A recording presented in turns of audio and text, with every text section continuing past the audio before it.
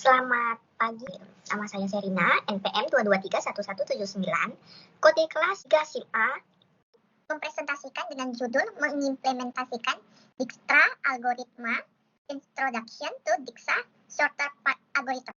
Nah, arti dari algoritma Dijkstra adalah algoritma yang populer untuk menyelesaikan berbagai masalah lintasan terpendek dari satu sumber pada graf dengan bobot tepi non-negatif.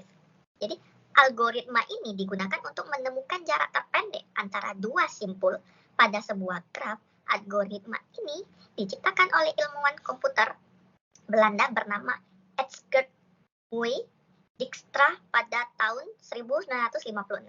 Yang untuk B-nya ini ada need for Dijkstra algoritma.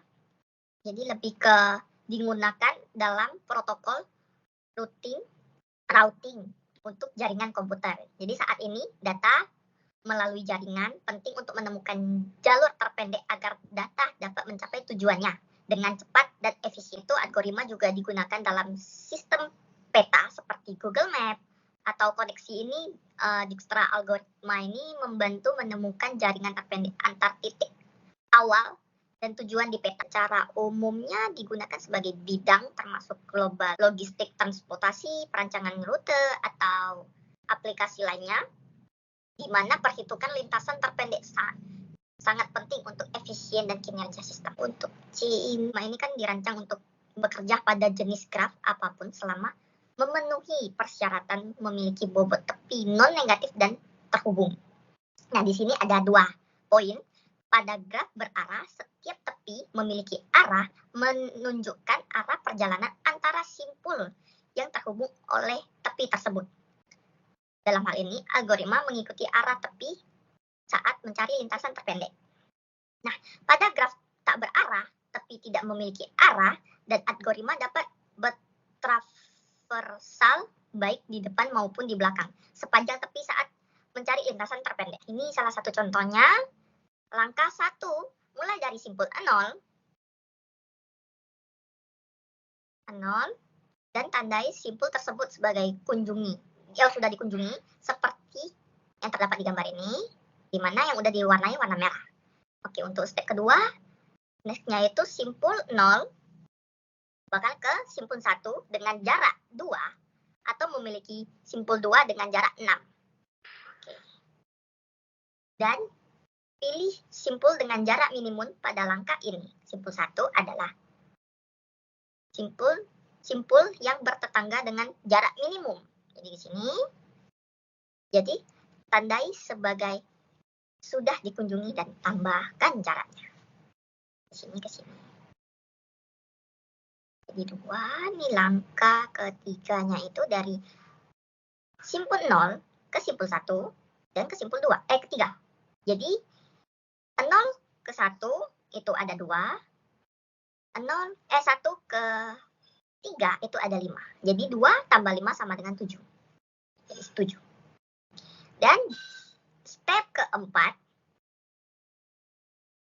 dari 0 ke 1, dari 1 ke 3, dan 3 ke 4. Karena di sini lebih besar nominalnya, bukan nominal sih, angkanya. Jadi kita lebih memilih angka yang lebih kecil. Jadi 0, 1, 3, 4. Jadi 2 tambah 5 tambah 10. Jadi 17. Untuk langkah kelima, itu dari simpul 0 ke simpul 1, ke simpul 3, ke simpul 4, dan ke simpul 6. Karena yang di bawah ini lebih besar angkanya, jadi kita lebih memilih dari 4 ke 6. Jadi 2 tambah 5 tambah 10 tambah 2 sama dengan 22. Jadi 19. Contoh satunya lagi menggunakan table. Nah, ini kita mulai dari X ke Y. Nah, pertama itu X ke X itu 0, X ke E itu 3. Kita tambahin dan kita tulis simpulnya. Nah, seperti itu. Kurang lebih ini sudah ada penjelasannya juga. Kalau di sini kan ada infinity-nya. Karena sini X ke G. X ke G itu tidak bisa langsung lalui sama X. Jadi kita akan tulis jadi infinity. Nah, di sini ada beberapa implementasi. Cara untuk mengimplementasikan algoritma Dijkstra, tetapi yang paling umumnya adalah antrian prioritas, implementasi berbasis heap, dan implementasi berbasis array. Algoritma jarak terpendek Dijkstra menggunakan priority queue heap. Dalam implementasi ini, kita diberikan sebuah graf dan sebuah simpul sumber dalam graf tersebut, dengan tujuan menemukan lintasan terpendek dari sumber ke semua simpul dalam graf tersebut. Berikut adalah langkah-langkah umum dalam mengimplementasikan menggunakan antrian prioritas. Ada beberapa poin di sini. Inisiasi jarak semua simpul dari simpul sumber ke tak hingga, kecuali simpul sumber itu sendiri yang diinisiasi dengan jarak 0.